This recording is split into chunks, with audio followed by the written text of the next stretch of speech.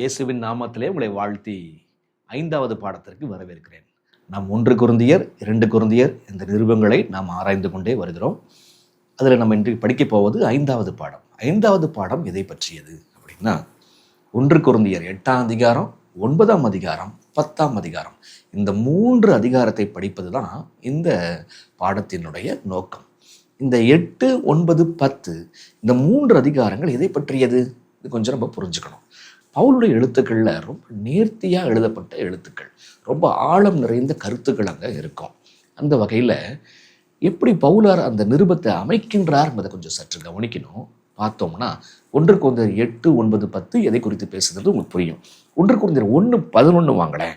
1 கொரிந்தியர் 1:11, என் சகோதரரே, உங்களுக்குள்ளே வாக்குவாதங்கள் உண்டென்று, அடுத்த வார்த்தை, குளோவேயாளின் வீட்டாரால் உங்களை குறித்து எனக்கு அறிவிக்கப்பட்டது. யாரோ அங்க கொரிந்து சபையில் உள்ள பிரச்சனைகளை குறித்து அறிவிக்கிறாங்களா? யாரா? குளோவேயாள். அப்ப 1 கொரிந்தியர் 1ஆம் அதிகாரம் முதல் 6ஆம் அதிகாரம் வரைக்கும் குளோவேயாள் என்ற குடும்பத்தார் என்னென்ன பிரச்சனை என்பதை இருக்கிற வண்ணமா போய் அப்படியே பவுலாருக்கு சொல்றாங்க. அந்த பிரச்சனைக்கான தீர்வெல்லாம் கொடுக்குறாரு. அதுதான் 1 கொரிந்தியர் 1 முதல் 6 வரை. 1 கொரிந்தியர் 7:1 வந்தோம்னா இப்ப எப்படி என்ன விஷயம் வருது? 1 கொரிந்தியர் 7:1, நீங்கள் எனக்கு எழுதின காரியங்களை குறித்து நான் எழுதுகிறது என்னவென்றால், இப்ப கொரிந்து சபையாரே சில சந்தேகங்களை, அதுக்கான தீர்வுகளை கேட்டு எழுதியிருக்கிறாங்க பவுலார்ட்ட. அப்ப அதற்கான விளக்கங்கள் தான் 7ஆம் அதிகாரம் முதல் வருகிறது. 7ஆம் அதிகாரத்துல முதல் கேட்கப்பட்ட கேள்விக்கு பதில் சொல்றாரு. திருமணத்தை குறித்து, திருமணம் பண்ணாமல் இருப்பதை குறித்து கேட்கிறாரு. அதுதான் 7ஆம் அதிகாரம். ஆக 1 கொரிந்தியர் 1 முதல் 6 வரைக்கும் அந்த குளோவேயாள் அப்படின்ற குடும்பத்தார் அவங்க அறிவித்த சில பிரச்சனைகளை குறித்தான தீர்வுகளை அங்க பார்க்கிறோம். 1 கொரிந்தியர் 7 கொரிந்து சபையாரே கேட்ட கேள்விகளுக்கான பதிலை பார்க்கிறோம். 7ஆம் அதிகாரம் முதல் கேள்விக்கான பதிலை பார்க்கிறோம். இப்ப 8ஆம் அதிகாரம் கொரிந்து சபையார் எழுதி கேட்ட 2வது கேள்விக்கான பதிலை 8 முதல் 10 வரைக்கும் பார்க்கிறோம். ஆக கேட்கப்பட்ட கேள்விக்கு என்ன பதில்? 1 கொரிந்தியர் 8ஆம் அதிகாரம், 9ஆம் அதிகாரம், 10ஆம் அதிகாரம் எதை பற்றியதுன்னா, கொரிந்து சபையார் நிறைய கேள்விகளை எழுதி அனுப்பியிருக்கிறாங்க. அதுல பவுலார் 2வது கேள்வியை அட்ரஸ் பண்றாரு. அந்த 2வது கேள்வி எதை பற்றியது? 8:1 வாங்க. 1 கொரிந்தியர் 8:1, விக்கிரகங்களுக்கு படைக்கப்பட்டவைகளை குறித்த விஷயத்தில்.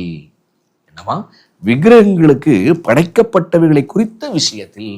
அப்ப விக்கிரக ஆராதனையை குறித்து என்னமோ கேள்வி எழுப்பியிருக்கிறாங்க கொரிந்து சபையார். அதற்கான விளக்கத்தை தான் 8ஆம் அதிகாரம், 9ஆம் அதிகாரம், 10ஆம் அதிகாரம், இந்த 3 அதிகாரங்கள்ல பவுலார் அவர்கள் கேட்ட கேள்விக்கு பதில் தரார். நம்ம ஜெபம் பண்ணி நம்ம ஆரம்பிக்கலாமா? அன்புள்ள தகப்பனே, ஆண்டவரே, இன்று நாங்கள் 8, 9, 10ஆம் அதிகாரத்தை படிக்க வந்திருக்கிறோம். ஐயா தேவரீர், பவுலினுடைய எழுத்துக்கள் பார யோசனை உள்ளவர்கள் என்று நாங்கள் படித்திருக்கிறோம். ஆண்டவரை, நாங்களோ பலவீனமான பிள்ளைகளப்பா. உடைய பரிசுத்த ஆவியானவர் எங்களுக்கு புரிய வைக்கவும், எங்கள் வாழ்க்கையிலே நாங்கள் முழுமையாய் ஒப்படைக்கின்ற பிள்ளைகளாக மாறவும் உதவி செய்யுங்க. இயேசுவின் வழியாய் ஜெபிக்கிறோம் பிதாவே, ஆமென். 5வது பாடம் 1 கொரிந்தியர் 8, 9, 10. 8, 9, 10 விக்கிரக ஆராதனை சம்பந்தப்பட்ட கேள்விக்கு பவுலார் கொடுக்கின்ற தீர்வுகளை பார்க்கிறோம். சரி, 8ஆம் அதிகாரம், 9ஆம் அதிகாரம், 10ஆம் அதிகாரத்துல என்ன விஷயம் இருக்குது? விக்கிரக ஆராதனைன்னு சொல்லிட்டோம். இந்த விக்கிரக ஆராதனை கொஞ்சம் புரிந்து கொள்வதற்கு, சரிங்களா, அவர் என்ன சர்ச்சை இருக்கு, என்ன தீர்வு இருக்குது, என்ன சொல்றாரு, எல்லாம் புரிந்து கொள்வதற்கு 3ஆ நம்ம என்ன செய்யறோம்? பிரிச்சுக்கிறோம்.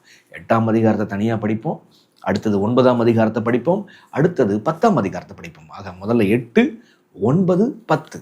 சரி, 8 பார்க்கும் பொழுது என்ன பிரச்சனை அங்க கொரிந்து சபையார்கிட்ட காணப்பட்டுச்சு, அல்லது கொரிந்து சபையார் எழுப்பின கேள்விதான் என்ன? திரும்பவும் நான் வாசிக்கிறேன். விக்கிரகங்களுக்கு படைக்கப்பட்டவைகளை குறித்த விஷயத்தில். அப்ப விக்கிரகங்களுக்கு படைக்கிறாங்க பாத்தீங்களா, அந்த படைத்த உணவுகளை குறித்து சொல்ல வராங்க போல் தெரியுது. சரி, வேற ஏதாவது வசனங்கள் இன்னும் தெளிவா பேசுதா? விக்கிரகங்களை குறித்து படைத்த விஷயத்தில் என்று சொல்லும் பொழுது இதை குறித்து மேலும் ஏதாவது விளக்கம் இருக்குதா அப்படின்னா, ஒரு வசனத்துல விளக்குறாரு. 8ஆம் அதிகாரம் வசனம் 4க்கு வந்துருங்க. அதே மாதிரி அப்படியே சொன்னதையே திரும்பி சொல்லி கொஞ்சம் விளக்கி பேசுவார். அங்கதான் நமக்கு தேவைப்படுது. வசனம் 4, விக்கிரகங்களுக்கு படைக்கப்பட்டவைகளை புசிக்கிற விஷயத்தை பற்றி. முதல்ல விக்கிரகங்களுக்கு படைக்கப்பட்டவளை குறித்த விஷயம். அதுல வசனம் 4 சொல்லுது, விக்கிரகங்களுக்கு படைக்கப்பட்டவைகளை புசிக்கிற விஷயத்தை பற்றி. என்ன, அப்ப விக்கிரகத்துக்கு படைச்ச உணவுகளை புசிக்கலாமா வேணாமா அப்படின்ற கேள்விகள் என்ன செய்யுதுன்னா இங்க வருது. இப்ப விக்கிரகங்களுக்கு படைத்த விஷயத்தை புசிப்பது, இந்த விஷயம் இந்த சபைகள்ல பல காலமாக ஓடிட்டே இருக்கிற விஷயம். அதை எப்படி சரியாய் புரிந்து கொள்வது? ரொம்ப இல்லைங்க, நம்ம வேதம் அதை இருக்கிற வண்ணமா ஆஸ் இட் இஸ், வேதம் என்ன சொல்லுதோ அதை நம்ம கருத்தா பார்த்தோம்னா பல கேள்விகளுக்கு பதில் அப்படியே ஈஸியாக இதாயிரும். பாருங்களேன், சூரியனுக்கு முன்பாக எப்படி பனிக்கட்டிகள் உருகி போகுதோ அதை மாதிரி நம்முடைய ஒவ்வொரு கேள்விகளுக்கும் பதில்லாம் அவ்வளோ எளிமையாக கிடைச்சிரும் பாருங்க. அப்ப பாருங்க, விக்கிரகங்களுக்கு படைத்த விஷயத்தில், விக்கிரகங்களுக்கு படைத்தவைகளை புசிக்கிற விஷயத்தில், அப்ப இதை நம்ம எப்படி புரிந்து கொள்வது அப்படின்னா, பைபிள்ல விக்கிரகங்களுக்கு படைச்ச விஷயத்தை புசிக்கிறதுனா இப்ப கேள்வி நம்ம எழுப்பணும், அது வீட்டில் புசிக்கிறாங்களா இல்ல கோயில்ல போய் புசிக்கிறாங்களா? இதுதான் விஷயம். விக்கிரகங்களுக்கு படைச்ச விஷயம் ஒண்ணு, விக்கிரகத்தை யாராவது விக்கிரகாராதனை செஞ்சு அந்த விஷயத்தை வீட்டில் கொடுத்து விடுறாங்களா, இல்ல கோயில்ல போயே அந்த கோயில் விக்கிரகங்களுக்கு படைச்ச விஷயத்தை சாப்பிட்றத பத்தி பேசுதா? 1 கொரிந்தியர் 8ஆம் அதிகாரம் எதை குறித்து பேசுகிறது? 1 கொரிந்தியர் 8ஆம் அதிகாரம் வசனம் 10 பாருங்க. 1 கொரிந்தியர் 8 வசனம் 10 ரொம்ப தெளிவா நமக்கு விஷயம் புரிய வரும். எப்படி என்றால், அறிவுள்ளவனாகிய உன்னை விக்கிரக கோவிலிலே பந்தி இருக்க ஒருவன் கண்டால். கேள்விக்கு பதில் சொல்லுங்க பார்க்கலாம். ஒருத்தன் வீட்டில் புசிக்கிறானா, சரிங்களா, அல்லது விக்கிரக கோயிலுக்கு போய் புசிக்கிறானா? 1 கொரிந்தியர் 8ஆம் அதிகாரம் எதை குறித்து பேசுகிறது? விக்கிரக கோயில்ல போய் புசிக்கிற மாட்டா, வீட்டில் புசிக்கிற மாட்டா, எதை பத்தி பேசுதுன்னா, அப்ப விசுவாசிகள் விக்கிரக கோயிலுக்கு போய் சாப்பிடுறாங்க, இந்த மாதிரி சாப்பிடலாமா அப்படின்னு சபையார்ல சில பேர் எழுதி பவுலாருக்கு போட்டிருக்கிறாங்க. அதற்கான பதில தான் 8, 9, 10 சொல்றாரு. ஆக விக்கிரகங்களுக்கு படைத்த விஷயம், விக்கிரகங்களுக்கு படைத்தவைகளை புசிக்கிற விஷயம் அப்படின்னா, விக்கிரக கோவில்ல போய் படைத்தவைகளை புசிக்கிறாங்க. இப்ப விக்கிரகங்களுக்கு கோயிலுக்கே போய் படைத்தவைகளை புசிக்கிறாங்கன்னா ஒரு கேள்வி, இவன் எதுக்காக விக்கிரக கோயிலுக்கு போய் படைத்தவைகளை புசிக்கிறான்? ஒன்று, நான் ஒரு சில ஆப்ஷன் கொடுக்குறேன், நீங்கள் எனக்கு அந்த ஆப்ஷனில் எது சரியாக இருக்குன்னு நீங்கள் சொல்லுங்கள். 1, அவங்க வீட்டில் சாப்பாடே இல்லை, ரொம்ப தரித்திரம் தாண்டவம் ஆடுது, ஆகையினால சாப்பாட்டுக்கே வழி இல்லை, ஆகையினால கோயிலில் போய் விக்கிரக கோயிலில் போய் பூசிக்கிறான். ஆப்ஷன் நம்பர் 1, இது ஓகேவா? இது சரியா? 2வது, அவர் இயேசுவை குறித்து பிரசங்கம் பண்ண போயிருக்கார் விக்கிரக கோயிலில். யாரு தெய்வம் அப்படின்னு சொல்லிட்டு இயேசுவை குறித்து பிரசங்கம் பண்ண போயிருக்கார். 2, இது 2ல எது சரி? பசிக்குது, சாப்பிட்றதுக்கே வழி இல்லை, கோயில்ல போய் சாப்பிட்றானா அப்படின்னா இது சரியா? இல்லை, அவரு மிகப்பெரிய ஊழியக்காரர் என்ன, அப்ப அவங்க போய் பிரசங்கம் பண்ண போயிருக்காங்க, ஊழியம் பண்ண போயிருக்காங்க, இயேசுவை குறித்து அறிவிக்க போயிருக்கிறாங்க, ஆகையினால அவங்க போயிருக்கிறாங்க, அப்படியே அதை சாப்பிட்றாங்க. இது சரியா? உங்களுக்கு ஏதாவது இடிக்குதா? அப்ப சில விசுவாசிகள் அல்லது விக்கிரகத்துக்கு படைத்த ஏதோ ஒரு மனுஷன் வச்சுப்போமே, விக்கிரக கோயிலுக்கு போய் படைத்ததை புசிக்கிற ஏதோ ஒரு மனுஷன், அவனை உந்தி தள்ளியது எது? பசியா, ஊழிய பாரமா, எது அவனை உந்தி தள்ளியது அப்படின்னா, வாங்க 1 கொரிந்தியர் 8ஆம் அதிகாரம் முதல்ல இந்த விக்கிரகம்னா என்னன்ற கொஞ்சம் புரிஞ்சுக்கிட்டோம்னு சொன்னா ஈஸியா மேட்டர் புரிஞ்சுக்கும். பாருங்க, 1 கொரிந்தியர் 8 வசனம் 4, விக்கிரகங்களுக்கு படைக்கப்பட்டவர்களை புசிக்கிற விஷயத்தை பற்றி உலகத்திலே விக்கிரகமானது ஒன்றுமில்லை என்றும் ஒருவரே அன்றி வேறொரு தேவன் இல்லை என்றும் அறிந்திருக்கிறோம். என்ன, உலகத்துல விக்கிரகம் ஒண்ணுமே கிடையாதுப்பா, தேவன் ஒருவர் தான் தேவன். யார் அந்த தேவன்? வானத்திலேயும் பூமியிலேயும் தேவர்கள் எனப்படுகிறவர்கள் உண்டு. இப்படிப்பட்ட அநேக தேவர்களும் அநேக கர்த்தாக்களும் உண்டாயிருந்தாலும் பிதாவாகிய ஒரே தேவன் நமக்கு உண்டு, அவராலே சகலமும் உண்டாயிருக்கிறது, அவருக்கென்று நாமும் உண்டாயிருக்கிறோம். இயேசு கிறிஸ்து என்னும் ஒரே கர்த்தரும் நமக்கு உண்டு, அவர் மூலமாய் சகலமும் உண்டாயிருக்கிறது, அவர் மூலமாய் நாமும் உண்டாயிருக்கிறோம். இந்த உண்டாயிருக்கிறோம்ன்ற வார்த்தை 3 முறை வருதுங்க. அதுதான் நம்ம அழுத்தம் கொடுக்குற வார்த்தை, அதை நம்ம புரிந்து கொள்ள வேண்டிய வார்த்தை. அப்போ உலகத்துல நிறைய தேவர்கள் இருக்கிறாங்கன்னு சொல்லிக்கிறாங்க.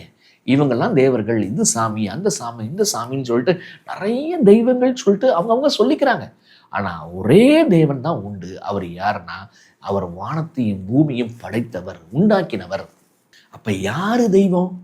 படைத்தவர் தான் தேவன், உண்டாக்கினவர் தான் தேவன். அப்ப விக்கிரகங்கள் என்று சொல்லப்பட்டிருந்தாலும் அவைகள் ஒன்றும் இல்லை, விக்கிரகமானது ஒன்றும் இல்லை. அப்ப யாரு தேவன், யாரு விக்கிரகம்? தேவன்னா படைத்தவர் தான் தேவன், சரிங்களா? நம்ம அவருக்காக தான் சரிங்களா நம்ம அவருக்காக தான் படைக்கப்பட்டிருக்கிறோம். என்ன, அவர் தான் தேவன், உண்டாக்கினவர். விக்கிரகங்கள்லாம் ஒண்ணுமே இல்லைப்பா. இப்ப இந்த மனுஷன் போய் விக்கிரக கோவில்ல போய் பந்தி இருக்கிறானே, உட்கார்ந்து சாப்பிட்றானே, என்ன பிரச்சனை அவனுக்கு? சரிங்களா, பிரச்சனை இருக்குதுங்க. என்ன தெரியுமா பிரச்சனை? விக்கிரகம்னா என்ன, தேவன்னா என்ன? இவன் போய் விக்கிரக கோயிலே போய் பந்தி இருந்து சாப்பிட்றான்ல, அவனுக்கு என்ன பிரச்சனை இருக்குதான்? சரிங்களா, அவன் ஏன் போய் சாப்பிட்றான், என்ன காரணம்? வாங்க 1 கொரிந்தியர் 8ஆம் அதிகாரம் வசனம் 7 பாருங்க. 1 கொரிந்தியர் 8 வசனம் 7 பாருங்க. ஆகிலும் இந்த அறிவு எல்லாரிடத்திலும் இல்லை. என்னவா? இந்த அறிவு எல்லாரிடத்திலும் இல்லை. எந்த அறிவு? தேவன்னா யார்? உண்டாக்கினவர் தான் தேவன். விக்கிரகம்னா ஒண்ணுமே இல்லை அதெல்லாம். அப்படின்ற தெளிவு, இந்த அறிவு எல்லாருக்குள்ளும் சபைக்குள் இல்லை. இப்ப கவனிங்க, சிலர் இன்றைய வரைக்கும் விக்கிரகத்தை ஒரு பொருள் என்று எண்ணி விக்கிரகத்துக்கு படைக்கப்பட்டதை புசிக்கிறார்கள். என்னவா? சிலர் விக்கிரகத்துக்கு படைத்ததை, அதை ஒரு பொருள் என்று எண்ணி அந்த படைத்ததை புசிக்கிறார்கள். அவர்களுடைய மனசாட்சி பலவீனமாய் இருப்பதால் அசுசிப்படுகிறது. புசிக்கிறவங்க பலவீனமானவங்க, அப்படி பலவீனமானவங்க சாப்பிட்றதுனால அது அசுசிப்படுகிறது. நல்லா கவனிக்கணும், இந்த அறிவு எல்லாருக்கும் இல்லை. எந்த அறிவு பாருங்க, இது தேவன்னா யாரு, விக்கிரகம்னா என்ன, அந்த தெளிவு, அந்த அறிவு எல்லார்ட்டும் இல்லாதனால இவன் போய் சாப்பிட்றான். இவன் போய் சாப்பிட்றதுனால இன்னொருத்தனும் போய் சாப்பிட்றான். அதாவது இவனுக்கு தெளிவு இருக்குது, தேவன்னா யாருன்னு அவனுக்கு தெளிவு இருக்குது. இன்னொருத்தனுக்கு தேவன்னா யாரு, விக்கிரகம்னா யாரு, அந்த வித்தியாசம் அவனுக்கு தெரியவே இல்லை. எனவே அவன் சாப்பிட்றான், அவன் மனசு அசுத்தப்படுகிறது. இப்ப இவனுடைய விழுகைக்கு யார் காரணம்? தெளிவா இருக்கிற இவன், அறிவா இருக்கிற இவன். இவன் போய் தெளிவா தான் இருக்கிறான். இவனுக்கு ஒண்ணும் இல்லை, இவன் தெளிவா டாக்டர் நல்லா கரெக்டா இருக்கிறான் இவன். ஆனா யார் விழுறா? இன்னொருத்த, அவரு சாப்பிட்டார்ல, இவனும் போய் சாப்பிட போறான். இங்க தேவன்னா யாருன்ற குழப்பம் இவனுக்குள்ள வந்துடுது. அப்ப நல்லா யோசிங்க, அந்த அறிவுள்ள ஒருத்தன் விக்கிரக கோயில்ல பந்து இருந்து அவன் புசிக்கிறானே, இப்ப அவனை உந்தி தள்ளியது எது? அவனை உந்தி தள்ளியது அவனுக்கு சாப்பாடு இல்லைன்றதா, பஞ்சமா, ஊழிய பாரமா? அவனை உந்தி தள்ளியது எது? இப்ப இவனுடைய செயலால ஒருத்தன் விழுகிறான். அப்ப 1 கொரிந்தியர் 8 வசனம் 1-2 பாருங்களேன். விக்கிரகங்களுக்கு படைக்கப்பட்டவர்களை குறித்த விஷயத்தில் நாம் எல்லோருக்கும் அறிவு உண்டு என்று நமக்கு தெரியுமே. அறிவு இருமாப்பை உண்டாக்கும், அன்போ பக்தி விருத்தியை உண்டாக்கும். அறிவு இருமாப்பை உண்டாக்கும், அன்போ பக்தி விருத்தியை உண்டாக்கும். அப்ப என்ன பிரச்சனை?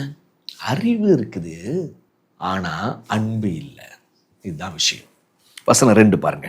ஒருவன் தான் ஏதேனும் ஒன்றை அறிந்தவன் என்று எண்ணிக்கொள்வானால் ஒன்றையும் அறிய வேண்டிய பிரகாரமாக அவர் இன்னும் அறியவில்லை. அப்ப ஒருத்தன் போய் விக்கிரக கோயில்ல பந்தி இருந்து சாப்பிட்றானே, அவனை உந்தி தள்ளியது எது? அறிவு. அந்த அறிவுல அன்பு இருக்கா? தேவனை சார்ந்த அன்பும் இல்லை, சகோதரர் சார்ந்த அன்பும் இல்லை. உங்களுக்கு புரியுதா? உங்களுக்கு அந்த அறிவு இருக்குது, அந்த அறிவு இருமாப்பதான் உண்டாக்குதே ஒழிய அன்பு அங்க இல்லை. சரி, அந்த அறிவு என்ன சொல்லுதுன்னு சொன்னா, எனக்கு எல்லாம் தெரியுது, எல்லாம் தெரிந்த ஏகாம்பரம் அப்படி அவன் இருக்கிறான். அவன் ஆனா அவனுக்கு ஒண்ணுமே தெரியல, அறிய வேண்டிய பிரகாரமாகவும் அவன் அறிஞ்சிக்கல. அப்ப ஒருத்தன் விக்கிரக கோயில்ல போய் பந்தி இருந்து சாப்பிட்றான், பசினால சாப்பிட்றானா? அல்லது அவன் போய் ஊழிய பாரத்தினால சாப்பிட்றான்னா? அதெல்லாம் கிடையாதுங்க. எதனால சாப்பிட்றான்னா, கொழுப்பெடுத்த அறிவு. அறிவு மிஞ்சி வழிஞ்சு ஓடுது. அந்த அறிவுல தேவனை சார்ந்த உறவு இல்லை. அந்த அறிவுல ஐயோ நான் இப்படி செய்வதனால இன்னொருத்தன் செஞ்சா என்னது அப்படின்றது, பனைமரத்துக்கு கீழே நான் என்ன செய்யறேன், பிஸ்லரி வாட்டரே குடிக்கிறேன், அது பிரச்சனை இல்லை.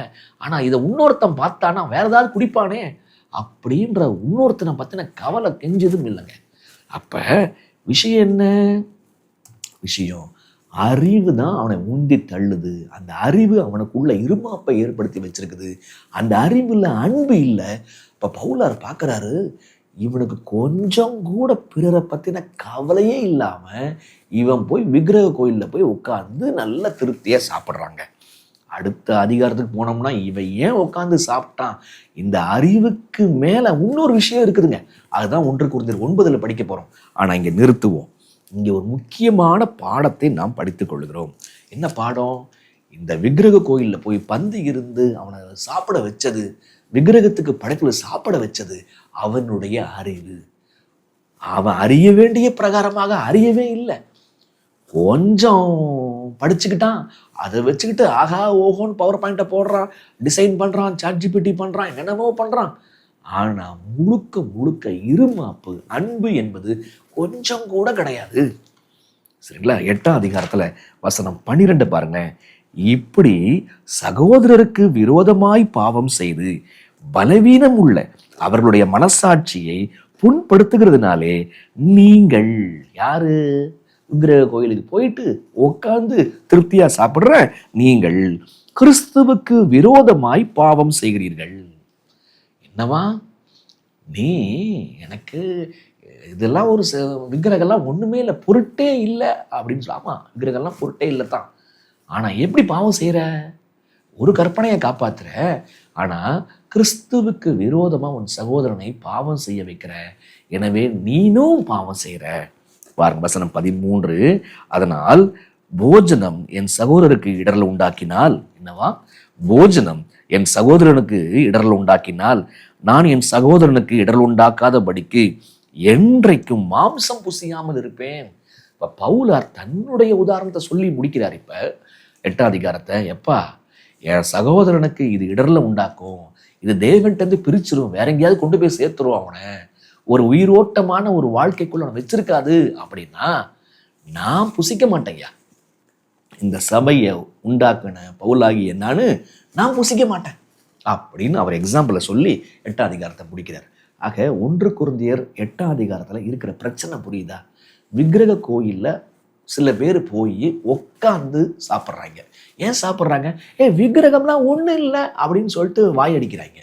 ஆமா, அப்படின்னா நீ அப்ப ஏதாவது பொருள் இருக்கா? விக்கிரகம் நீ ஒரு பொருள் நினைக்கிறியா? அப்படின்னா வந்து சாப்பிடுவா அப்படின்ற மாதிரிலாம் பேசிட்டு இருக்கிறாங்க. அப்ப இவனை சாப்பிட வச்சது எது? இவன்ட்டு இருந்து அறகுற அறிவு.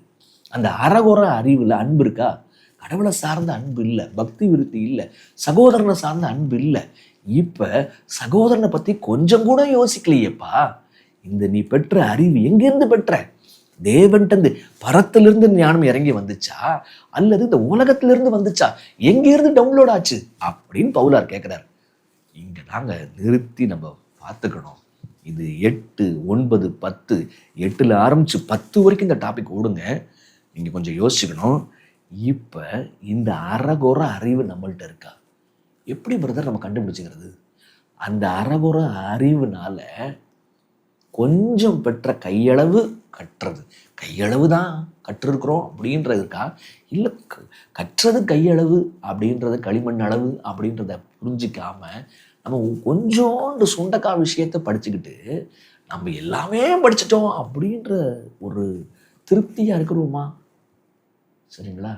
நான் உண்மையிலே அறிவை பெற்றிருப்பேன், ஆனால் அந்த அறிவு என்னை ஆவிக்குரிய வாழ்க்கையில நான் படிச்ச விஷயத்தை அனுபவிக்க வழி நடத்துதா, இல்லை உதட்டிலேயே நிக்குதா? நான் படித்த சத்தியங்கள், நான் புரிந்து கொண்ட ஏற்றுக்கொண்ட சத்தியங்கள் உதட்டளவில் நிற்குதா அல்லது என் வாழ்க்கையில் வந்து நிற்குதா? யோசிக்கிறீங்களா? இந்த அறிவு இருக்குதே, நான் ஏற்றுக்கொண்ட ஒத்துக்கொண்ட விசுவாசிக்கின்ற அந்த விஷயங்கள் எல்லாம் பிறருக்கு கொண்டு போய் சேர்க்கணுன்றத பாரத்தை கொடுக்குதா? என்ன பிறரை பற்றின கவலை நமக்குள்ளாக அந்த அறிவு கொடுக்குதா? பிறரை பற்றின கவலை இல்லை. இந்த சத்தியத்தால் ஆவிக்குரிய வாழ்க்கையில் கொஞ்சம் கூட எனக்கு பிரயோஜனம் இல்லை.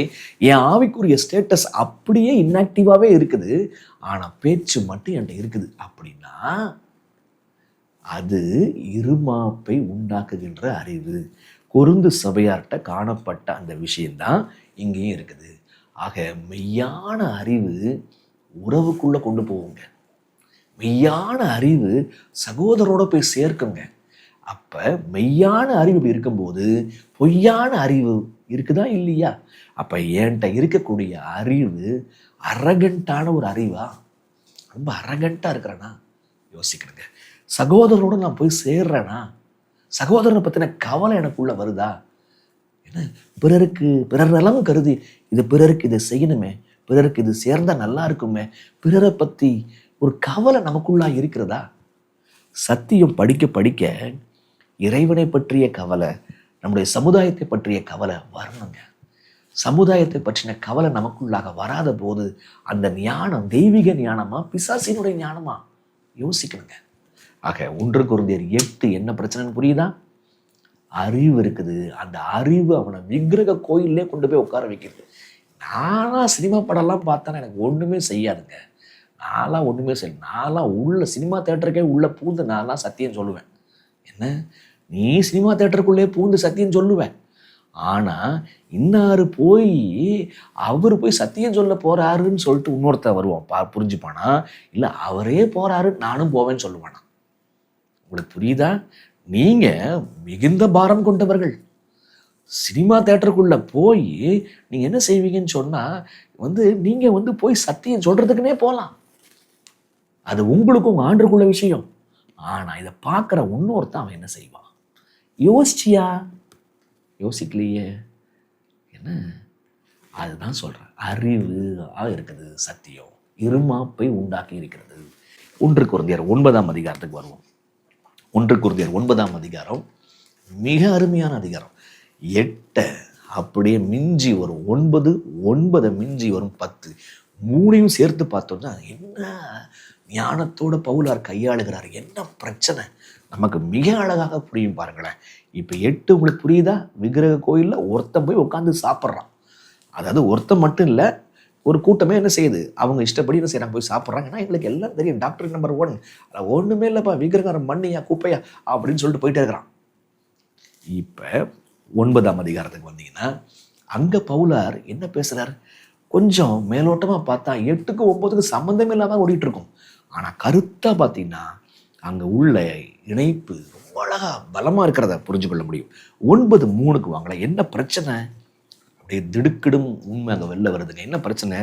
என்னை நியாயம் விசாரிக்கிறவர்களுக்கு நான் சொல்லுகிற மாறுத்திரமாவது என்னவா? 9:3 சொல்லுது, என்னை நியாயம் விசாரிக்கிறவர்களுக்கு நான் சொல்லுகிற மாறுத்திரமாவது. யாரை போய் யார் நியாயம் விசாரிக்கிறாங்களா? யாரை போய் யாரு? பவுலார் தான் சபையே ஃபவுண்டரு. அந்த சபையை உண்டாக்குனவரே பவுலாரு. அந்த பவுலார சில பேர் என்ன பண்றாங்க, நியாயம் விசாரிக்கிறாங்க. அதாவது அவர் அப்போஸ்தலர் தானா, அவர் உண்மையான பிரசங்கியாரா அப்படின்னு சொல்லிட்டு. என்ன இவ்வளவு, என்ன ஆசிரியரையே கேள்வி கேட்குறாங்க. ஆசிரியர் கேட்கணும் எல்லாம் இருக்குதா? ஆனால் கேட்குறவங்க சரியா கேட்கணும். அதுதான் விஷயம். கேட்கலாம் கேள்வி, அதெல்லாம் ஒன்றும் பிரச்சனை கிடையாது. இப்போ நியாயம் விசாரிக்கிறவர்களுக்கு நான் சொல்லுகிற மாறுத்திரமாவது. அப்போ இவரையே குற்றவாளி கூடையில் நிப்பாட்டிட்டாங்க. இவங்க வேறு சில பிரசங்கியாரெல்லாம் கேட்டாங்க, அதனால இவரை குறை சொல்கிற அளவுக்கு கொண்டு போயிட்டாங்க. இப்போ இதுக்கும் 8ஆம் அதிகாரம் விக்கிரக கோயிலில் போய் சாப்பிட்றதுக்கும் என்ன சம்பந்தம்? கொஞ்சம் வெயிட் பண்ணுங்க, மிக அருமையாக பவுலார் மாற்றுவார். அப்போ பவுலார் தான் யாருன்றதை காட்ட போறார். 8ஆம் அதிகாரம் கொரிந்தியர்கள் யாருன்றதை காமிச்சிட்டார். கொரிந்து சபையில் உள்ள சில பேர் எப்படி அறிவா இருக்கிறாங்க, ஆனால் அந்த அறிவு ஒண்ணுமே இல்லாத குப்பை அறிவுன்றதை காமிச்சிட்டார். இப்ப இந்த குப்பை அறிவு உள்ள ஒருத்தன் இல்ல சில பேர், இப்ப இவர் அப்போஸ்தலர் தானா, இவர் ஒழுங்கா பைபிள் படிக்கிறாரா அப்படின்னு கேள்வி எழுப்புறான். அப்படிப்பட்ட ஆட்களுக்கு பவுலார் தான் யார் என்பதை காட்டுகிறார். அதை தாங்க 1 கொரிந்தியர் 9 பார்க்கிறோம். தான் யாரு, வாங்க தான் யாரு, கடைசியில அந்த யார் என்பதற்கும் விடையை போய் பார்த்தீங்கன்னா அந்த விடைக்கும் 8க்கும் மிக நெருங்கிய சம்பந்தம் இருக்கும். காட்டலாம் வாங்க. 1 கொரிந்தியர் 9 வசனம் 1-2 பாருங்க. நான் அப்போஸ்தலன் அல்லவா? என்னமா பவுலார் யாரா? அவர் அப்போஸ்தலன். நான் சுயாதீனன் அல்லவா? அவர் யாரு? யாருக்கிலே இல்லை, அவர் சுயாதீனன். நம்முடைய கர்த்தராகிய இயேசு கிறிஸ்துவை நான் தரிசிக்கவில்லையா? அவர் யாரு? இயேசுவை தரிசிச்சு ஊழியத்துக்கு வந்தவர். கர்த்தருக்குள் நீங்கள் என் கிரியைகளாக இருக்கிறீர்கள் அல்லவா? எப்ப என்னுடைய பிள்ளைங்கப்பா, என்னுடைய படைப்புப்பா நீங்கள்லாம். அப்ப அவர் யாரு? பவுலார் யாரு? 4 விஷயம் வந்துருந்தீங்க. பவுலார் யாரு? 1, he was an apostle. Number 2, அவர் யாரு? he was a free man. அவர் சுயாதீனம் உள்ளவன். 2வது யாரு? அவர் இயேசுவை தரிசிச்சு ஊழியத்துக்கு வந்தவர். என்ன? 4வது அவரால் அவருடைய கரத்தின் கிரியைகள் தான் இந்த கொரிந்து சபை. சரி, வசனம் 2 பாருங்களேன். என்ன சொல்லுது? நான் மற்றவர்களுக்கு அப்போஸ்தலனாய் இராவிட்டாலும், சில சபைகளுக்கு அவர் அப்போஸ்தலனாய் இராவிட்டாலும் உங்களுக்கல்லவோ அப்போஸ்தலனாய் இருக்கிறேன். கர்த்தருக்குள் நீங்கள் என் அப்போஸ்தல ஊழியத்திற்கு முத்திரையாய் இருக்கிறீர்களே. என்ன? அப்ப கொரிந்து சபை என்னது? பவுலுடைய அப்போஸ்தல ஊழியத்திற்கான முத்திரையா. முத்திரை எவ்வளவு பெரிய ட்ரேட்மார்க், எவ்வளவு பெரிய பெஞ்ச் மார்க் அது. அப்ப கொரிந்து சபை அவருடைய அப்போஸ்தல அழைப்பினுடைய முத்திரை. இவர் உண்மையிலே ஊழியக்காரியா, இவர்கிட்ட உண்மையிலே தேவன் பேசுறாரியா அப்படின்னு சொல்லிட்டு ஞான முழுக்கு பெற்ற சபை அப்போஸ்தல ஆகிய பவுலுக்கு முத்திரையா இருக்கிறாங்க. So who was apostle? Who was Paul? அவர் அப்போஸ்தலன், கிறிஸ்துவை தரிசித்தவர், அவர் சுயாதீனா இருக்கிறாரு. அவரால் உண்டாக்கப்பட்டது தான் இந்த சபை கொரிந்து சபை அப்போஸ்தல ஊழியத்துக்குரிய முத்திரையாக அது இருக்கிறது. 9:6 முதல் பாருங்க. இப்போ ஒரு 5 கேள்வி கேட்குறாரு. முதல்ல யார்? இந்த 4 விஷயம் புரிஞ்சிருச்சா உங்களுக்கு? அவர் அப்போஸ்தலனு, அவர் கிறிஸ்துவை தரிசித்தவர், அவர் சுயாதீனன்னு, கொரிந்து சபை அவர் தான் உண்டாக்குனவர், ஃபவுண்டரு, இதெல்லாம் புரிஞ்சிருச்சா? இப்போ ஒரு 5 கேள்வி கேட்குறாரு. இப்படிப்பட்ட அப்போஸ்தலன், இப்படிப்பட்ட சுயாதீனம் உள்ள அப்போஸ்தலன், கிறிஸ்துவை தரிசித்த அப்போஸ்தலன், கொரிந்து சபையை உண்டாக்கின ஸ்தாபிச்ச அப்போஸ்தலன், 5 கேள்வி கேட்கிறார். என்னென்ன கேள்வி? வாங்க, அட்டகாசமான கேள்விகள் பார்க்கலாம் பாருங்க. 9ஆம் அதிகாரம் 9:6. கைத்தொழில் செய்யாதிருக்கிறது எனக்கும் பர்னபாவுக்கும் மாத்திரம்தானா அதிகாரம் இல்லை? அப்ப நானும் பர்னபாவும் கைத்தொழில் செஞ்சுதான் ஊழியம் பார்க்கிறோம், கைத்தொழில் செய்யாம ஊழியம் செய்கிறதுக்கு எங்களுக்கு அதிகாரம் இல்லையா? இவங்க என்ன பண்றாங்க? பவுலும் பர்னபாவும் கைத்தொழில் செய்து ஊழியத்தை பார்க்கிறார்கள். பர்னபா என்ன செஞ்சான்னு சொல்லப்படலை. ஆனா பர்னபாவும் பவுலும் சேர்ந்து கைத்தொழில் செஞ்சு ஊழியம் பார்த்துருக்குறாங்க. இப்ப கைத்தொழில் செய்யாமலேயே ஊழியம் செய்கிறதற்கு எனக்கு அதிகாரம் இல்லையா? இருக்கா? கண்டிப்பா இருக்குங்க. இப்ப இது 1. இப்ப இது 6ஆம் வசனமா? இப்ப வசனம் 5 பாருங்க.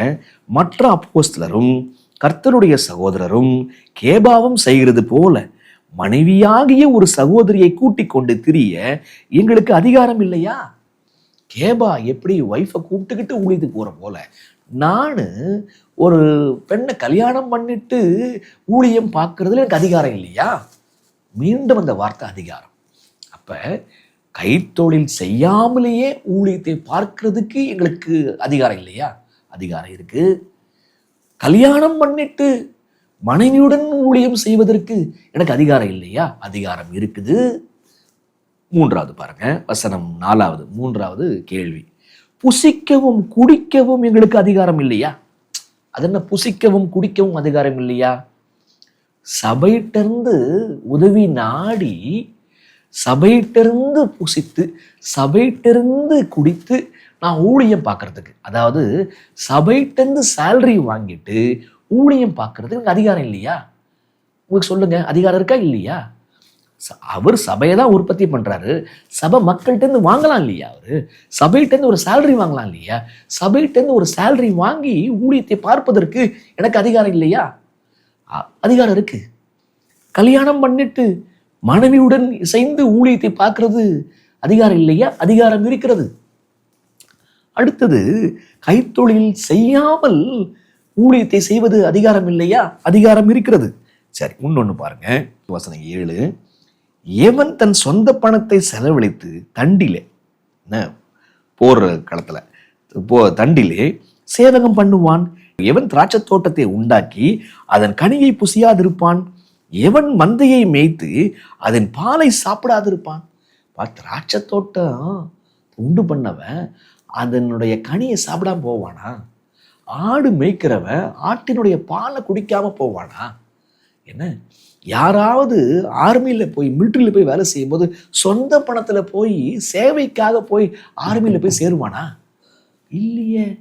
திராட்சை தோட்டம் நட்டினவன் திராட்சை பழத்தை புசிப்பான். ஆடு மேய்க்கிறவன் ஆட்டினுடைய பாலை குடிப்பான். சரிங்களா?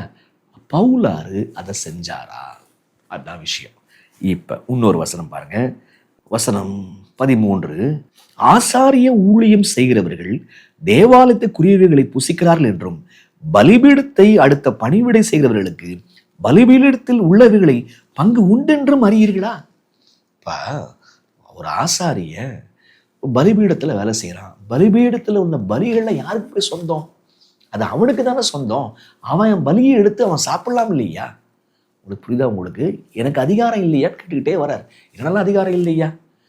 நான் ஒரு சேலரி வாங்கி ஊழியம் பார்க்கறதுக்கு அதிகாரம் இல்லையா? அதிகாரம் இருக்கு. ஒய்ஃபை கல்யாணம் பண்ணிட்டு ஊழியம் பார்க்குற அதிகாரம் இல்லையா? அதிகாரம் இருக்குது. கைத்தொழில் இல்லாமலேயே ஊழியம் செய்யலாம் இல்லையா? அதிகாரம் இருக்குது. இப்போ பலிபீடத்தில் நான் தான் பலிபீடத்து மக்கள், நான் பலிபீடத்தில் நான் ஊழியம் செஞ்சுட்டு இருக்கிறேன். நான் அந்த பலிபீடத்தினுடைய பலிகளை எடுத்து புசிக்கிறது எனக்கு உரிமை இல்லையா? இருக்கிறது. சரிங்களா? அப்போ நல்லா கவனிச்சுட்டே வாங்க. இப்படி பவுலார் ரொம்ப அழகா என்ன பண்றாருன்னா சில விஷயத்த சொல்றாரு. 9:11 பாருங்க. நான் உங்களுக்கு ஞான நன்மைகளை விதைத்திருக்க, இவ்வளவு அழகா சொல்றாரு. உங்களுக்கு ஞான நன்மைகளை விதைத்திருக்க, உங்கள் சரீர நன்மைகளை அறுத்தால் அது பெரிய காரியமா? என்னமா, நான் உனக்கு சத்தியத்தை சொல்லி இருக்கிறேன்ப்பா. ஆவிக்குரிய சத்திய விதைகளை உனக்கு விதைத்திருக்கும் பொழுது அதிலிருந்து உன் வாழ்க்கையிலிருந்து சரீர நன்மைகளை நான் அறுத்து கொள்வது தப்பா? எப்படி யோசிக்கிறார் பாருங்க பவுலர். உங்க வாழ்க்கை இப்படி இப்படி செய்யுங்கப்பா, ஆண்டவருடைய ஆசீர்வாதம் வரும் சொல்றோம். அப்படி செய்து சபையானது ஆசீர்வாதத்தை பெற்றுக்கொள்ளும் பொழுது இப்ப அந்த ஆசீர்வாதத்தை பெற்றுக்கொள்வது தப்பான்னு கேட்கிறார். நான் கல்யாணம் பண்ணிட்டு ஊழியம் பார்க்கறது தப்பா? நான் கைத்தொழில விட்டுட்டு நான் ஊழியம் பார்க்கறது தப்பா? நான் உங்கள்கிட்ட பணம் வாங்கி ஸ்பான்சர் வாங்கி ஊழியம் பார்க்கறது தப்பா? என்ன, ஒரு பலிபீடத்திட்ட நான் ஊழியம் செஞ்சுட்டு இருக்கிறேன், அந்த பலிபீடத்தின பலிகளை நான் எடுத்து சாப்பிடக்கூடாதா? நான் தான் விதைச்சிருக்கிறேன், நான் அறுக்கக்கூடாதா? என்ன சொல்றீங்க நீங்க? 5 கேள்விகள். எனக்கு அதிகாரம் இல்லையா, அதிகாரம் இல்லையா, அதிகாரம் இல்லையா, நீங்க என்ன சொல்றீங்க அப்படின்னு கேட்கிறாரு. அப்ப என்ன பதில்? அதிகாரம் இருக்கிறது. என்ன, இப்ப எல்லா அதிகாரம் அவருக்கு இருக்கும்போது அவர் என்ன செஞ்சாருன்னு பாருங்க. வசனம் 12. மற்றவர்கள் உங்களிடத்திலே இந்த அதிகாரத்தை செலுத்தினால் அவர்களிலும் நாங்கள் அதிகமாய் செலுத்தலாம் அல்லவா? அப்படி இருந்தும் கிறிஸ்துவின் சுவிசேஷத்திற்கு யாதொரு தடையும் உண்டாகாதபடி நாங்கள் இந்த அதிகாரத்தை செலுத்தாமல் எல்லா பாடுபடுகிறோம். என்னவா, எனக்கு அதிகாரம் இருக்குது, அதை நான் அதிகாரத்தை பயன்படுத்துவேனா? பயன்படுத்த மாட்டேன். ஏன் சொல்றாங்க? கிறிஸ்துவின் சுவிசேஷத்திற்கு யாதொரு தடை வந்துடக்கூடாதுப்பா. யாராவது ஒருத்தங்க கை நீட்டி என்னை கேட்டக்கூடாது. அப்படி கேட்டு நான் சொல்ற சுவிசேஷம் தடைபட்டு போயிடக்கூடாது. அவன் விசுவாசியா மாறிடக்கூடாது.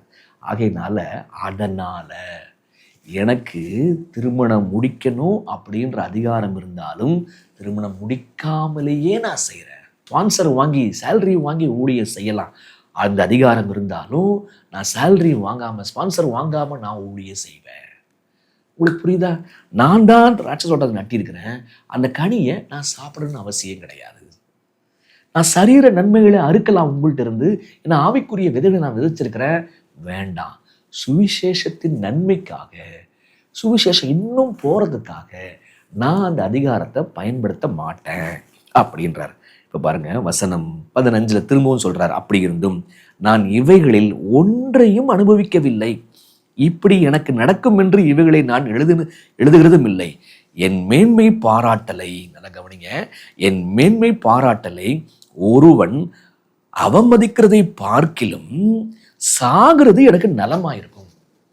என்னுடைய மேன்மை பாராட்டலை கவனிச்சிங்களா? நான் இப்படிதான் வாழணும்னு ஒரு லைஃப் ஸ்டைல் வச்சிருக்கிறேன். ஏன்னா ஊழியத்துக்காக, கிறிஸ்துவுக்காக, கிறிஸ்துவ எல்லாரும் ஏத்துக்கணுன்றதுக்காக. அப்ப என் மேன்மை பாராட்டலை ஒருவன் அபத்தமாக்குகிறதை பார்க்கலாம் சாகிறது எனக்கு நலமர். To die is gain. அப்ப என்ன பண்றாங்க பவுலார? அவரை குறை சொல்ல ஆரம்பிச்சிட்டாங்க. அவரை குறை சொல்லி அவமதிப்பா கொண்டு போக ஆரம்பிச்சிட்டாங்க. ஒன்றும் இல்லாம பண்றாங்க. அப்ப என்ன ஏதாவது குறை சொல்லிட்டு போறத காட்டிலும் நான் சாகிறது எனக்கு நலம். ஆகையினால நான் கெட்ட பேரை வாங்கிடக்கூடாது. ஆகையினால நான் இந்த அதிகாரத்தை பயன்படுத்துவது இல்லை. இந்த அதிகாரத்தை நான் பயன்படுத்துவது இல்லை. உங்களுக்கு புரியுதா உங்களுக்கு? அப்ப 1 கொரிந்தியர் 9ஆம் அதிகாரம் எதை குறித்து பேசுகிறது? இவ்வளோ அதிகாரம் இருந்தாலும் என்ன, அவர் கைத்தொழிலை விட்டுட்டு அவர் பணம் வாங்கி ஊழியம் செய்யலாம். ஆனா சுவிசேஷ நிமித்தமாக அவருடைய செலவுக்கு அவர் பணம் வாங்குறது இல்லை. கைத்தொழிலை நம்பி ஊழியத்துக்கு போறாரு. ஊழியத்துக்கு உதவியாக ஆண்டவர் மனைவியை கொடுக்குறாரு. இல்லை, மனைவினால சிக்கல் வந்துற போது அப்படின்னு அறிந்து மனைவியை திருமணம் முடிக்காம அவர் ஊழியத்தை பார்க்கிறாரு. சரிங்களா? அப்ப எப்படி அவர் செஞ்ச அந்த அதிகாரத்தை பயன்படுத்துறாரா? அதிகாரத்தை அவர் பயன்படுத்தலை அப்படின்றது விஷயம் தெரிய வருது. சரி, இப்ப இன்னொன்று சொல்ற பாருங்க, 1 கொரிந்தியர் 9:19 பாருங்க. நான் ஒருவருக்கும் அடிமைப்படாதவனாய் இருந்தும் நான் அதிக ஜனங்களை ஆதாயப்படுத்தி கொள்ளும்படி என்னைத்தானே எல்லோருக்கும் அடிமையாக்கினேன். இப்பதான் பாயிண்ட்டுக்கு வராரு, நீங்க கவனிக்கணும். இப்படி நான் சுயாதீனன், யாருக்கு இல்லையா, யார் பணமும் வாங்கலையா, நான் பாட்டுக்கு ஊழியம் செய்கிறையா. ஏன்னா இயேசுவனை புரிஞ்சுக்கணும். எங்கேயும் என்னை வச்சு இயேசு விட்டு பிரிஞ்சிடக்கூடாது. அதுக்காக நான் திருமணம் முடிக்கல, அதுக்காக நான் உன்கிட்ட சேலரி வாங்கலை, நான் கஷ்டப்பட்டு நான் வேலை செஞ்சுக்கிட்டே சபையை ஏற்படுத்துகிறேன். எதுக்காக? உனக்காகத்தான். என்ன நான் என்ன பண்றேன்? சுயாதீனமா இருக்கிறேன். எதுக்காக? உனக்கு அடிமையாவதற்காக. அநேக ஜனங்களை ஆதாயப்படுத்தி கொள்ளும்படி என்னைத்தானே எல்லோருக்கும் அடிமையாக்கினேன். 20 பாருங்களேன், வசனம் 20-23. யூதரை ஆதாயப்படுத்தி கொள்ளும்படிக்கு யூதருக்கு யூதனை போலவும் நியாயப்பிரமாணத்திற்கு கீழ்ப்பட்டவர்களை ஆதாயப்படுத்தி கொள்ளும்படி நியாயப்பிரமாணத்திற்கு கீழ்ப்பட்டவனை போலவும் ஆனேன். நியாயப்பிரமாணம் இல்லாதவர்களை ஆதாயப்படுத்திக் கொள்ளும்படிக்கு அவர்களை நியாயப்பிரமாணம் இல்லாதவரை போலவும் ஆனேன். அப்படி இருந்தும் நான் தேவனுக்கு முன்பாக நியாயப்பிரமாணம் இல்லாதவனாய் இராமல் கிறிஸ்துவின் பிரமாணத்துக்குள்ளவனாய் இருக்கிறேன். பலவீனரை ஆதாயப்படுத்திக் கொள்ளும்படி பலவீனருக்கு பலவீனனை போலானேன். என்னவா? யூதருக்கு யூதரை போல, நியாயப்பிரமாணம் உள்ளவனுக்கு நியாயப்பிரமாணம் உள்ளவரை போல, நியாயப்பிரமாணம் இல்லாதவருக்கு நியாயப்பிரமாணம் இல்லாதவரை போல பலவீனரை ஆதாயப்படுத்திக் கொள்ளும்படி பலவீனரை போல இருக்கிறார். ஏன் செய்யறாரு? எப்படி ஆகலும் சிலரை ரட்சிக்கும்படி நான் எல்லோருக்கும் எல்லாமும் ஆனேன். இப்போ ஒரு பாயிண்ட்டுக்கு வராரு பாருங்க. அவர் என்ன பண்றாரா? அப்ப அவர் யார் கீழேயும் கிடையாது. ஆனா எல்லாருக்கும் அடிமையா மாறி இருக்கிறார். எதுக்கு? யூதரை ரட்சிக்க, கிரேக்கரை ரட்சிக்க, பிரமாணம் அறியாத புறஜாதியாரை ரட்சிக்க, பலவீனர்களையும் ரட்சிக்க அவங்க என்ன பண்றாரா? பலவீனரை போல் ஆகிறாராம். இப்போ 1 கொரிந்தியர் 8ஆம் அதிகாரத்துல பலவீனன் யார், பலவான் யார்? எனக்கு எல்லாம் தெரியும். இதெல்லாம் ஒரு மண்ணு தான். அதனால அதுக்கு நான் போய் சாப்பிட்டா கூட ஒன்றும் கிடையாதுங்க, எனக்கு ஒன்றும் கிரியை செய்யாதுங்க, புரியுங்களா, பில்லி சொல்லி அந்த வேலையே செய்யாதுங்க அப்படின்ட்டு இருமாப்புல இருக்கிறவன் பலவான். ஒருத்தன் போய் விக்கிரக கோயிலில் போய் சாப்பிட்றான் பாருங்க, அவனுடைய முன்னுதாரணங்கள், அவன் பலவீனன். இப்போ பவுலார் சொல்றாரு, பலவீனனுக்கு நான் பலவீனனாக மாறுகிறேன். நான் எல்லோருக்கும் எல்லாமும் ஆனேன். ஏன்னா கொஞ்சம் பேரையாவது ரட்சிக்கணையா, அதுதான் அவருடைய ஆசை. இப்போ லிங்க் ஆகுதா 1 Corinthians 8:9? அப்போ நான் இப்படி இருந்தும் இந்த அதிகாரத்தெல்லாம் நான் செலுத்தலாம், அந்த அதிகாரத்தெல்லாம் நான் தூக்கி போட்டேன். எனக்கு டீயே வாங்குறதுக்கான அதிகாரம் இருக்கிறது, ஆனால் டீயே வேண்டாம். மெடிக்கல் பில்லு கிளைம் பண்ணுறதுக்கான அதிகாரம் இருக்கிறது, ஆனால் வேண்டாம். என்ன அப்படி அவர் அதிகாரத்தை அவர் விட்டு கொடுக்குறாரு. எதுக்காக? சிலரையாவது ரட்சிக்கணும், சுவிசேஷம் சிலருக்காவது புரியணும் அப்படின்னு சொல்லிட்டு அவர் பார்க்குறாருங்க. சரிங்களா? சொல்லிட்டு அவர் என்ன சொல்கிறாரு பார்த்தீங்களா, இன்னொரு இன்ட்ரெஸ்டிங்கான விஷயத்த அவர் சொல்கிறார். அப்போ உங்களுக்கு புரியுதா என்ன சொல்ல வராரு? 8ஆம் அதிகாரத்தில் இன்னொருத்தரை பற்றி கவலையே இல்லை ஒருத்தனுக்கு. இவர் தான் பிறருக்கு பற்றின கவலை எதுவுமே இருக்கக்கூடாது. இவர்கிட்ட எல்லாமே இவர் தனியாகவே இருக்கிறாரு. என்ன ஆனால் இவர் பிறரை பற்றின கவலை வருது. நான் இப்படி இருக்கிறேனே கொரிந்து சபையாரே, கொரிந்து சபையில் சிலர் மட்டும் ஏன் பிறரை பற்றி கவலைப்படாமல் விக்கிரக கோயிலில் போய் சாப்பிட்றாங்க? இதை யோசிக்கும் போது உங்களுக்கு ஆண்டவர் உணர்த்துகிறாரா? ஏதாவது அதிகாரத்தை நீங்கள் பிடிச்சிட்டு உங்களுக்கு வர வேண்டிய ரைட்ஸ் அப்படின்னு சொல்லி பேசிட்டு இருக்கிறீங்களா? உங்களுடைய ரைட்ஸை விட்டு கொடுங்க. பவுலார் எப்படி பிறருக்காக விட்டு கொடுத்தாரோ அதே போல நீங்கள் விட்டு கொடுங்க. இயேசு கிறிஸ்து அவர் தேவன், ஆனால் மனுஷனானார். என்ன அந்த அதிகாரத்தை அவர் பயன்படுத்தலை. நம்மை போல பாடு உள்ளவராக அவர் மாறினார். அப்போ நீங்கள் பிறர் நலம் கருதி நீங்கள் இருக்கிறீங்களா? யோசிக்கணுங்க. 1 Corinthians 9:27 வந்தீங்கன்னா ஒரு பயங்கரமான ஒரு பாயிண்ட்டை பேசுகிறாருங்க. ஏன் இப்படி பேசுகிறாரு தெரியல. வாங்க 27. மற்றவர்களுக்கு பிரசங்கம் பண்ணுகிற நான் தானே ஆகாதவனாய் போகாதபடிக்கு என் சரீரத்தை ஒடுக்கி கீழ்ப்படுத்துகிறேன். என்னங்க 8ஆம் அதிகாரம் விக்கிரக ஆராதனை பற்றி பேசுகிறார். விக்கிரக ஆராதனை படைக்கப்பட்ட உணவு சாப்பிட்றவங்களை குறித்து பேசுகிறார். 9ஆம் அதிகாரம் பவுலாரியே கேள்விக்குள்ளாக்குறாங்க. அப்போ பவுலார்னா யாரு, நீங்கள்லாம் யாருப்பா அப்படின்ற வித்தியாசத்தை காட்டுறாரு. சொல்லிட்டு எப்படி 8ஆம் அதிகாரம் போய் அவருடைய உதாரணம் இன்னொருத்தனுக்கு இடர்ல உண்டாக்கினால் நான் மாம்சம் புசியாதிருப்பேன்னு சொன்னாரோ, இப்போ அதே போல 9ஆம் அதிகாரத்திலையும் முடிக்கும் பொழுது நான் என் சரீரத்தை ஒடுக்கி கீழ்ப்படுத்துகிறேன் என்று கொரிந்து சபைக்கு தன்னுடைய உதாரணத்தை வைக்கிறாரு. ஏன் தன்னுடைய சரீரத்தை ஒடுக்கி கீழ்ப்படுத்துகிறேன்னு சொல்லி சொல்லணும்? அவசியம் என்ன அவசியம் அப்படின்னா, இப்போ பாயிண்ட்டுக்கு வரும். ஒருத்தர் விக்கிரக கோயிலில் போய் அமர்ந்து பந்தி இருந்து சாப்பிட்றானே, கேட்டால் விக்கிரகெல்லாம் ஒன்றுமே இல்லை, எனக்கு ஒன்றுமே செய்யாது அப்படின்னு சொல்கிறானே, பிறரை பற்றி கவலைப்படாமல் இருந்தானே, அவன் ஏன் சாப்பிட்டான்?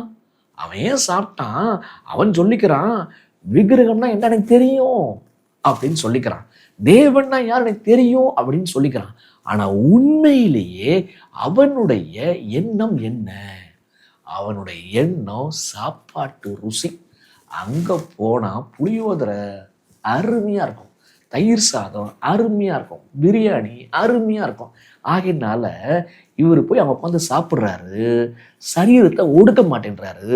ஆனால் சொல்லிக்கிறது கற்பனை, டாக்டரின்னு, தீர்க்க தரிசனம் இதெல்லாம் சொல்லிக்கிறாரு. ஆனால் உண்மையிலேயே அவருக்கு என்ன பிரச்சனை இருக்குது? சரீரத்தை ஒடுக்க மாட்டேன்றான். நாக்க ஆண்டவர் கீழே, ஆவியானவர் கீழே நாக்க கொண்டு வர்றது இல்லை. அதனால தான் பிரச்சனை. இப்போ பவுலார் சொல்றாரு, நான் என் சரீரத்தை ஒடுக்கி நான் கீழ்ப்படுத்துகிறேன். அப்போ நான் என்ன பண்ணுறேன்? சரீரத்தை ஒடுக்கி கீழ்ப்படுத்துகிறேன் அப்படின்றார். இதை குறித்து ரொம்ப அழகாக தீர்க்க தரிசன ஆகமோ விளக்குது பாருங்களேன். தீர்க்க தரிசன ஆவி நமக்கு விளக்குகிறது. பவுலின் வாழ்க்கை வரலாறு என்கிற புத்தகத்தில் பக்கம் 148 149 பாருங்க. கீழ்த்தரமான கட்டுப்பாடற்ற உணவு ஆசையினால் அவர்கள் அஞ்ஞானிகளின் பண்டிகைகளிலும் பங்கு கொண்டு விக்கிரக வணக்கத்திலிருந்து விசுவாச வாழ்க்கைக்கு திருப்பப்பட்ட புதிய கிறிஸ்தவர்களின் விசுவாசம் கெட்டுப்போக வழிவகுத்தார்கள். என்னவா? யார் வழிவகுக்கிறாங்களா? கீழ்த்தரமான கட்டுப்பாடற்ற உணவு ஆசையினால் அவர்கள் அந்நியான பண்டிகைகளிலும் பங்கு கொண்டு. என்னத்தினால? நாக்கு ருசினால அவன் போய் விக்கிரக கோயிலில் போய் உட்கார்றான், விக்கிரக பண்டிகையில் போய் உட்கார்றான். ஆனால் சொல்றது என்ன? தேவன்னா யாருன்னு தெரியும், கிறிஸ்துன்னா யாருன்னு தெரியும், விக்கிரகம்னா என்னன்னு தெரியும், எரேமியா என்ன சொல்லிருக்காங்க, ஏசாயா என்ன சொல்லிருக்காங்க தெரியும். ஆனால் உண்மையிலேயே அவனுக்குள்ள என்னதான் இருக்குது? கீழ்த்தரமான கட்டுப்பாடற்ற உணவு ஆசை தான் அவனுக்குள்ள இருக்குது. இப்ப யாரை கெட்டு போக வைக்கிறான்? புதுசா வந்த விசுவாசியை கெட்டு போக வச்சான். மிருகத்தனமான இந்த இச்சைகளையும் உணவின் மேலுள்ள ஆசைகளையும் விட்டுவிட வேண்டும் என பவுல் ஆலோசனை கூறினார். உங்களுக்கு புரியுதா? உங்களுக்கு ஏன் 1 கொரிந்தியர் 9ஆம் அதிகாரத்துல பவுல் இதை பத்தி பேசணும் அப்படின்னா, அந்த ஆசை தான் அவனை விக்கிரக கோயிலுக்கு கொண்டு போயிருக்க ஒழிய இவனுக்கு விக்கிரகத்தை பற்றியும் தேவனை பற்றியும் தெளிவெல்லாம் கொண்டு போல. தேவனை பற்றின தெளிவு எனக்கெல்லாம் இருக்குயா அப்படின்னு சொல்லிட்டு இருமாப்பா சொல்லிக்கலாம். உண்மையிலே நாக்குதாயா உன் கடவுள். விக்கிரகாரம் செய்யவே இல்லை. ஆமா, ஓகே, உனக்கு தெளிவு இருக்குது. ஆனா உன்னுடைய போஜனம்தான் உனக்கு விக்கிரகமாக இருக்கிறது. அப்ப யோசிங்க. இங்க நாம் கத்துக்கிற 2வது பாடம், 3வது பாடம் என்ன? உங்க உரிமைகளை நீங்க பிறருக்காக விட்டு கொடுக்குறீங்களா?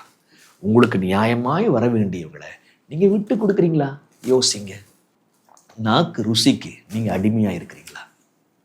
பசி, கட்டுப்பாடற்ற அந்த அந்த ஆசைகளுக்கு நீங்கள் அதுதான் உங்களுடைய விக்கிரகமா இருக்குதா?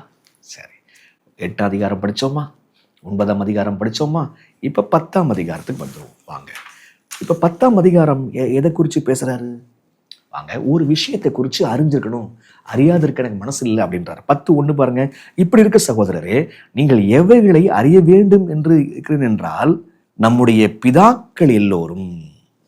அப்ப பிதாக்களுடைய வரலாற்றை குறித்து அவர் நீங்களாம் அறிஞ்சுக்கணும், அதை அறியாம இருக்க எனக்கு விருப்பம் இல்லைன்றார். அப்ப பிதாக்களுடைய வரலாறு என்ன? நம்முடைய பிதாக்கள் எல்லோரும் மேகத்துக்கு கீழாயிருந்தார்கள், எல்லோரும் சமுத்திரத்தின் வழியாய் நடந்தார்கள், எல்லோரும் மோசேக்குள்ளாக மேகத்தினாலும் சமுத்திரத்தினாலும் ஞானஸ்தானம் பெற்றார்கள். என்னவா? மோசேக்குள்ளாக அவங்க ஞானஸ்தானம் பெற்றாங்க, சமுத்திரத்தின் வழியாய் வழிநடத்தப்பட்டார்கள், எல்லோரும் ஞான போஜனத்தை புசித்தார்கள், எல்லோரும் ஞான பானத்தை குடித்தார்கள், எல்லோரும் ஞான கண்மலின் தண்ணீரை குடித்தார்கள். அப்ப சாப்பிட்டாங்களா? குடிச்சாங்களா? ஆமா, சாப்பிட்டாங்க, குடிச்சாங்கன்றது பதிலா அங்க ஒரு வார்த்தை வருது, ஞான போஜனம். அடுத்தது ஞான பானம். தண்ணி குடிக்கலையா? ஞானமான தண்ணியை பானம் குடிச்சாங்க, சாப்பிடல. ஞானமான போஜனம் சாப்பிட்டாங்க. அதுதான் ஞான போஜனம். போஜனம் சோறு சாப்பிட்றது ஒண்ணு. ஒவ்வொரு முறை ஆண்டவர் அவங்களுக்கு சோறு ஊட்டும் போது அதுல அர்த்தம் ஞானத்தை வச்சு வச்சு ஊட்டினாருங்க. மேலிருந்து மண்ணா பொழியப்பட்டுச்சே, அதுல அர்த்தம் இருந்துச்சு, அதுல ஞானம் இருந்துச்சு. நீ தண்ணீர் இல்லாமல் கஷ்டப்படும் பொழுது நீ இந்த கற்பாறையை அடி, உனக்கு தண்ணீர் கிடைக்கும்னு சொன்னாரு. தண்ணி மட்டும் கொடுக்கலையா, தண்ணியோடு கூட ஞானமானம் கொடுத்தாரியா. அந்த கடல் வழியாய் கடந்து வரும் பொழுது, செங்கடல் வழியாய் கடந்து வரும் பொழுதுன்னு சொல்றேன். செங்கடல் வழியாய் கடந்து வரும் பொழுது அவங்க ஞானமான ஸ்நானம் பெற்றார்கள். அவங்க ஸ்நானம் பெறல, ஞானமான ஸ்நானம் பெற்றார்கள். அப்ப ஆண்டவர் அவங்க வாழ்க்கையில என்ன செஞ்சாலும் அவங்களுக்கு ஆவிக்குரிய பாடத்தை சொல்லி தருகிறார். வழி நடத்துகிற தெய்வன் எப்படி இருக்கிறார் கவனிச்சிங்களா? நீங்க இப்படி பிறரை வழி நடத்துறீங்களா? ஏன்னா ஞான பானம் கொடுக்கறது, ஞான ஸ்நானம் கொடுக்கறது, ஞான போஜனம் கொடுக்கறது, ஞான கண்மலைக்கு வழி நடத்துறது அப்படியா இருக்குது? அப்படின்னு என்ன சொல்ல வர்றாரு ஆண்டவர்? அவங்க தேவைகளை எல்லாம் சந்திச்சாரு. தேவைகளோடு கூட ஞானத்தையும் புசித்தாலும் குடித்தாலும் என்ன செஞ்சாலும் அங்க ஞானத்தை பிதாவானவர் கொடுத்துக்கிட்டே இருந்தார். எப்படிப்பட்ட ஒரு வழி நடத்துதல்! இப்படிப்பட்டவங்க இருந்து என்ன செஞ்சாங்க பாருங்க. வசனம் 5, அப்படி இருந்தும் அவர்கள் அதிகமான பேரிடத்தில் தேவன் பிரியமாய் இருந்ததில்லை, ஆதலால் வனாந்திரத்திலே அவர்களை அழிக்கப்பட்டார்கள். இப்படி ஞானபானம், ஞான போஜனம், ஞானஸ்தானம், ஞான கண்மலை, ஞானத்தை இப்படி ஆண்டவர் கொடுத்து கொடுத்து அன்றாட காரியங்களை கொடுத்துருக்கிறாரு. ஆனா சிலர்கிட்ட ஆண்டவர் பிரியமா இல்லை, அவங்க அழிக்கப்பட்டாங்க. ஏன் அழிக்கப்பட்டாங்க? அவர்கள் இச்சித்தது போல. வசனம் 6, நாமும் பொல்லாதவைகளை இச்சிக்காதபடிக்கு இவைகள் நமக்கு திருஷ்டாந்தங்களாயிருக்கிறது.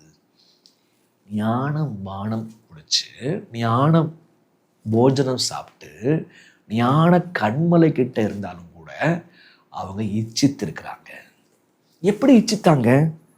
வசனம் 7, ஜனங்கள் எப்படி அந்த இச்சை எப்படி வந்துச்சு பாருங்க. அதுதான் ரொம்ப இன்ட்ரெஸ்டிங். எப்படி இச்சை வந்துச்சு?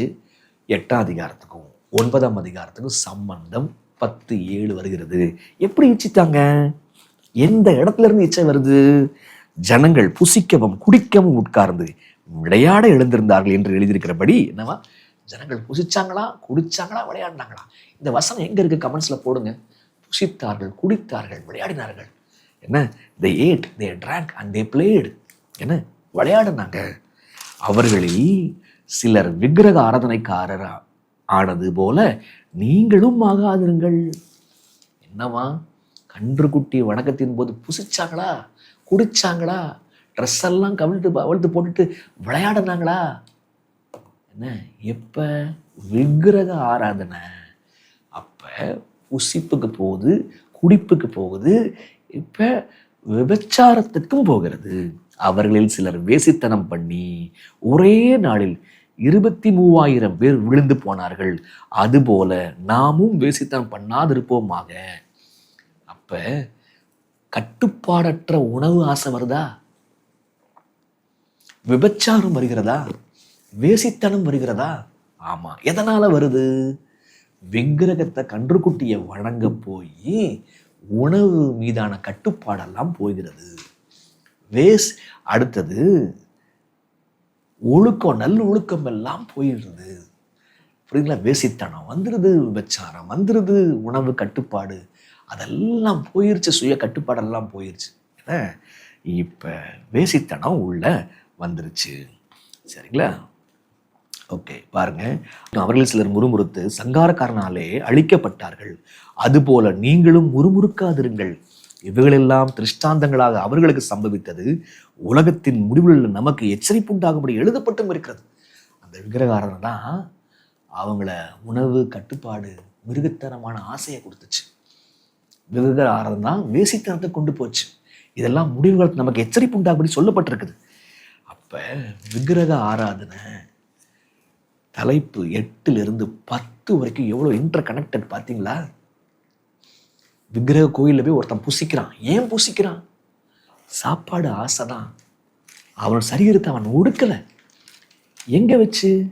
அப்போ விக்கிரகாரில் போய் பங்கெடுக்கும் பொழுது அங்கே மிருகத்தனமான ஆசை அவனுக்குள்ள வருகிறது. கட்டுப்பாடற்ற ஆசைகள், விருப்பங்கள் வருகிறது.